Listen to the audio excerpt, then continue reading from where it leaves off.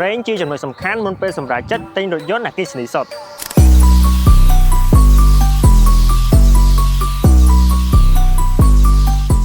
តែយើងគួរទិញរថយន្តអគ្គិសនី range ចាប់ពី10000គីឡូទៅល្អដើម្បីបើកបរបានឆ្ងាយនិងជិះដោយគ្មានការព្រួយបារម្ភជាទូទៅអ្នកប្រើប្រាស់រថយន្តអគ្គិសនីសុទ្ធបច្ចុប្បន្នគេនិយមប្រើប្រាស់រថយន្តដែលមាន range ចាប់ពី500គីឡូឡើងទៅរថយន្តអគ្គិសនីដែលមាន range កាន់តែខ្ពស់ធ្វើដំណើរបានកាន់តែឆ្ងាយមានសុវត្ថិភាពផ្លូវចិត្តនិងមិនព្រួយបារម្ភក្នុងការជិះអស់ថ្មកណ្ដាលផ្លូវឧស្សាហ៍សាកថ្មចំណាយពេលវេលាច្រើនក្នុងការសាកថ្មដែលនាំមករាំងស្ទះដល់ការធ្វើដំណើរ1 Toyota B-Series សាកថ្មមួយពេញមានសមត្ថភាពអាចរត់បានរហូតដល់6ដល់10គីឡូទី2ម្ចាស់រថយន្តមានទំនុកចិត្តខ្ពស់មិនថាជិះក្នុងក្រុងឬជិះតាមខេត្តរត់តែងាយស្រួលជួយសន្សំសំចៃនិងជិះបានឆ្ងាយចំណុចចុងក្រោយទីផ្សារនៅតែល្អនៅថ្ងៃអនាគតតម្លៃលក់ចេញនៃរថយន្តអគ្គិសនីសុទ្ធដែលមាន range ខ្ពស់នៅតែរក្សាតម្លៃល្អជាងនិងទីផ្សារមានតម្រូវការខ្ពស់ជាងរថយន្តអគ្គិសនីសុទ្ធដែលមាន range ទាបដូច្នេះសម្រាប់អតិថិជនដែលចង់បានរថយន្តអគ្គិសនីសុទ្ធ Toyota B-Series range 6ដល់10គីឡូរថយន្តមានគុណភាពស្តង់ដារចេញពីរោងចក្រមានការធានាត្រឹមត្រូវសូមបញ្ជាទិញពីក្រុមហ៊ុន Yaska Premium ឥឡូវនេះសម្រាប់ព័ត៌មានបន្ថែមបងអាចតាក់ទងតាមលេខទូរស័ព្ទដែលមាននៅក្នុង caption ខាងលើ